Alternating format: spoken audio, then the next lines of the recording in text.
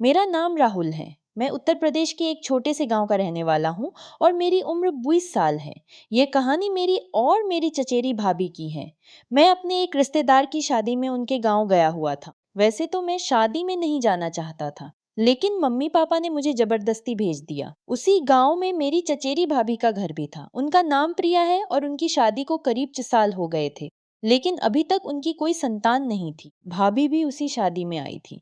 मैंने उन्हें दूर से देख लिया था, लेकिन उन्होंने मुझे नहीं देखा। मैंने उन्हें करीब 4 साल बाद देखा था। उस समय तो मैंने उन्हें ठीक से नहीं देखा था, लेकिन इस बार तो मैं उन्हें देखता ही रह गया।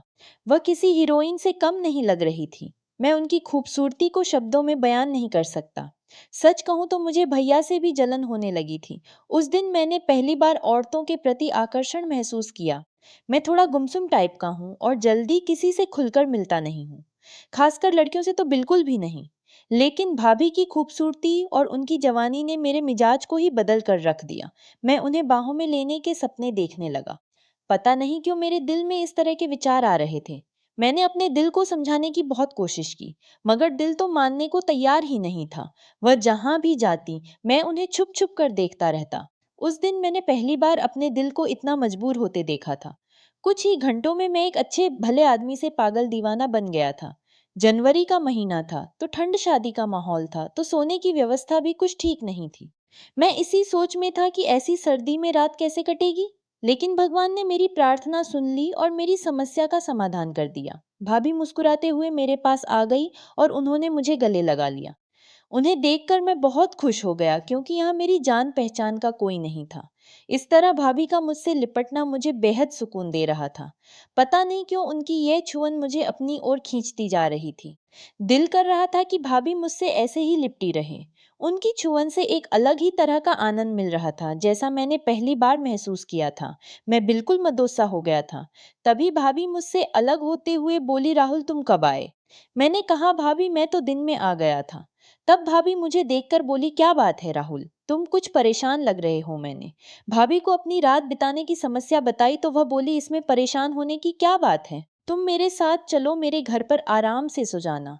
मैं खुश हो गया और भाभी के साथ उनके घर की तरफ चल पड़ा। अंधेरी रात थी और रास्ता भी बहुत संकरा था। भाभी ने कहा, राहुल मुझे अपना हाथ दे दो, अंधेरे में तुम्हें रास्ते का पता नहीं चलेगा। मैंने अपना हाथ भाभी की तरफ बढ़ा दिया। जैसे ही उन्होंने मेरा हाथ अपने कोमल हाथों में लिया, मेरे पूरे बदन में एक सहरन सी दौड़ गई।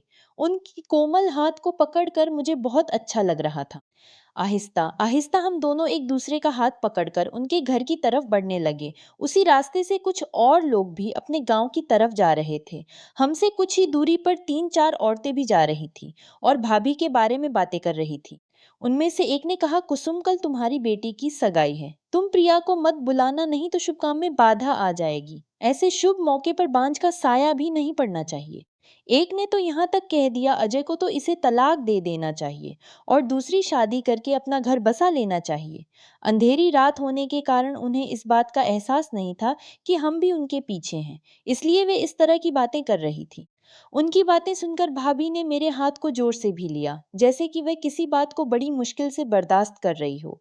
मुझे भी यह सुनकर बहुत दुख हुआ कि भाभी कितना कुछ सह रही थी। थोड़ी देर में भाभी फूट फूट कर रोने लगी। उन्हें बहुत ज्यादा दुख पहुंचा था। मैंने उन्हें रुकने के लिए कहा और वह रुक भी गई। मैंने उनके दोनों बाजुओं को पकड़कर कहा, भाभी आपको इन लोगों की बातों पर ध्यान नहीं देना चाहिए। जब आप जानती हैं कि इसमें आपका कोई दोष नहीं है, तो आपको दुखी भी नहीं होना चाहिए। आप बहुत अच्छी हैं। देखना एक दिन सब कुछ ठीक हो जाएगा। मेरे इतना कहते ही वह रोते हुए मुझसे लिपट गई और कहने लगी, राहुल यह आज की बात नहीं है। यह तो मेरे साथ होता ही रहता है। मेरा अब जीने को बिल्कुल भी मन नहीं करता। मैंने फिर उन्हें अपने से अल किया और उनके होठों पर अपनी उंगली रखते हुए कहा, भाभी इस तरह की बात नहीं करती। मैंने उन्हें कई बार समझाया। कुछ देर बाद वह शांत हो गई। करीब आधा घंटे चलने के बाद हम उनके घर पहुंच गए। मैं अंदर गया तो देखा कि भैया घर पर नहीं थे।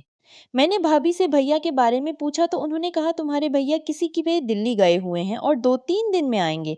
खाना तो हम शादी में खा ही चुके थे। तो भाभी ने जल्दी ही दोनों के लिए बिस्तर बिछा दिया। ठंड बहुत थी, तो हम दोनों अपनी अपनी चारपाई पर रजाई में घुसकर बात करने लगे। थोड़ी देर इधर उधर की बातें करते करते मैंने अचानक उनसे पूछ लिया, भाभी शादी के इतने साल बाद भी आपको अभी तक बच्चा क्यों नहीं हुआ? मेरी बात सुनकर भाभी काफी उदास हो गई और बोली, क्या बताऊं राहुल, तुम्हारे भैया में ही शायद कोई कमी है। उन्होंने यह बात तो मुझे आज तक नहीं बताई, बल्कि मुझसे छुपाई है। जिस क्लिनिक में वह टेस्ट करवाने गए थे, वहां मेरी एक दोस्त काम करती है। उसने मुझे बताया कि तुम्हारे पति को इस तरह की समस्या है। मैंने भी आज तक उनसे इस बारे में कोई बात नहीं की। हाँ, एक बात जरूर है कि वह साधुओं पर ज्यादा विश्वास करते हैं और उन पर बहुत ज्यादा भरोसा करते हैं। उन पर पैसा भी बहुत लुटाते रहते हैं। कोई कहता है कि 6 महीने में खुशखबरी मिल जाएगी और कोई साल के अंदर खुशखबरी की बात करता है। यह सब 4 सालों से चलता आ रहा है। इतनी बात कहते हुए भाभी रोने लगी। मुझे भी अच्छा नहीं लगा और मैं अपनी चारपाई से उठकर उनकी चारपाई पर जाकर बैठ गया। फिर अपने हाथों से उनके आंसू पोंछने लगा। जब मैंने उनके आंसू पोंछ लिए तो अपनी चारपाई पर वापस आने लगा। तभी भाभी ने मेरा हाथ पकड़कर कहा, राहुल, अगर आज तुम नहीं होते तो मैं शायद कुछ कर बैठती। तुम बहुत अच्छे हो, तुमने आज मुझे बचा लिया। फिर उन्होंने मेरा हाथ अपने हाथों में ले लिया और कहने लगी, बहुत कम ही मर्द ऐसे होते हैं जो औरत के दर्द को और उनकी भावनाओं को समझ पाते हैं। तुम उनमें से एक हो राहुल। मुझे यह सुनकर अच्छा लग रहा था। बात करते हुए भाभी मेरे हाथ को दबाए जा रही थी। मैं उनके बारे में तो कुछ नहीं कह सकता था, मगर मेरे दिल के अंदर एक तूफान उठ रहा था। मेरा भी मन कर रहा था कि मैं भी उन्हें छू लूं, मगर मेरा मन मुझे इसकी इजाजत नहीं दे रहा था। फिर उन्होंने कहा, जो भी लड़की तुमसे शादी करेगी वो बहुत खुशकिस्मत होगी। तुम औरतों की इज्जत करते हो और उनकी भावनाओं को भी अच्छे से समझते हो। वह अपनी ही बातों में मशगूल थी, लेकिन अचानक उनका ध्यान मेरी तरफ गया। उन्होंने कहा, इस सर्द रात में मैं बिना कुछ ओढ़े ही बैठी हूँ। फिर उन्होंने कहा, राहुल, रजाई के अंदर आ जाओ, ठंड बहुत है। यह सुनने के बाद मेरे दिल की धड़कन तेज हो गई। मैं समझ नहीं पा रहा था कि यह सब क्या हो रहा है और क्यों हो रहा है। अब हम दोनों रजाई के अंदर एक साथ थे। फिर उन्होंने कहा, सॉरी राहुल, मैं तो अपना ही दुखड़ा रोए जा रही हूँ। तुम बताओ कुछ अपने बारे में, कैसी चल रही है तुम्हारी जिंदगी? मैंने कहा, भाभी बस जॉब की तलाश में ही गुजर रही है। मगर जॉब है कि मिलती ही नहीं, कोई बात नहीं। राहुल, अभी तो तुम्हारे पास लंबी जिंदगी पड़ी है, जॉब मिल जाएगी। भाभी ने कहा। फिर वह मेरे बिल्कुल करीब आ गई, या यूं कहें कि मुझसे चिपक ही गई। राहुल, तुम्हारे मन में कभी ऐसा विचार नहीं आया कि तुम्हारी भी एक गर्लफ्रेंड होनी चाहिए? मैंने कहा, भाभी विचार तो आते हैं, लेकिन कोई ऐसी मिली ही नहीं आज तक। फिर भाभी मेरी तरफ मुड़ गई और बोली, राहुल, तुम्हें किस तरह की गर्लफ्रेंड चाहिए?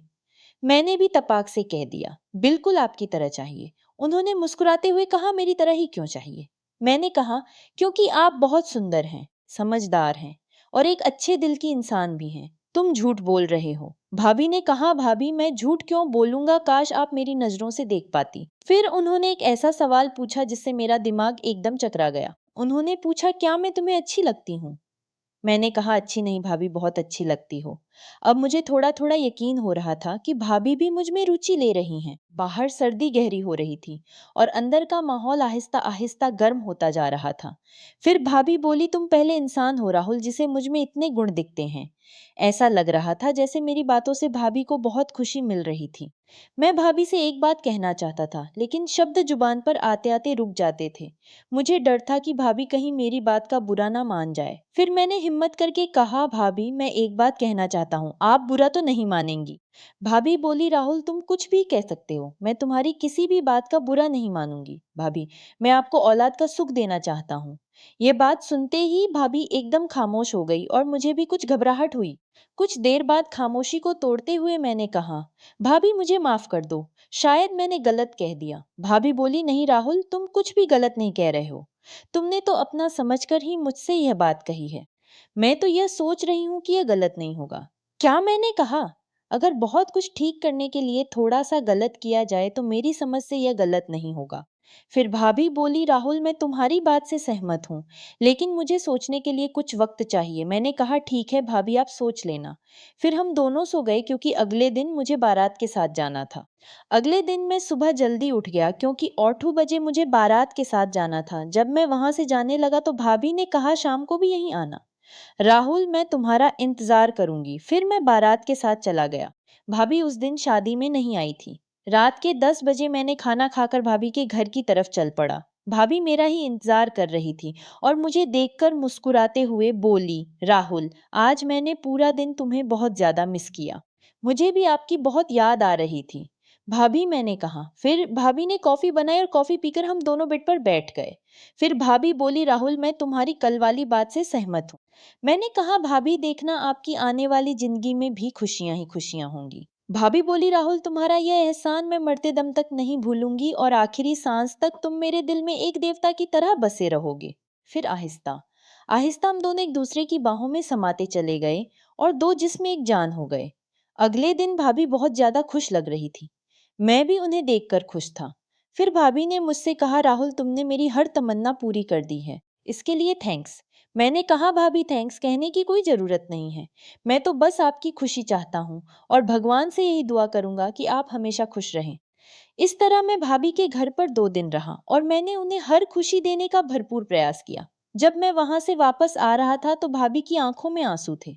मैंने उन्हें गले लगाया और उनसे दोबारा मिलने का वादा करके अपने घर रवाना हो गया। करीब 1.5 महीने बाद मुझे उनका फोन आया। वह कह रही थी कि माँ बनने वाली है। मुझे यह बात सुनकर बहुत खुशी हुई और मैंने भगवान का धन्यवाद किया। दिवाली से कुछ दिन बाद भाभी को पुत्र की प्राप्ति हुई। मेरा बहुत मन था कि मैं अपने बेटे को देखने जाऊं, लेकिन भाभी मेरे दूर के रिश्ते में थी, तो बिना कारण उनके घर जाना उचित नहीं लगा। उन दिनों स्मार्टफोन भी नहीं हुआ करते थे, जिससे मैं अपने बेटे की तस्वीर देख पाता। आखिरकार 2 साल बाद एक रिश्तेदार की शादी में भाभी से मुलाकात हो गई। फिर मैंने वहां अपने बेटे को देखा।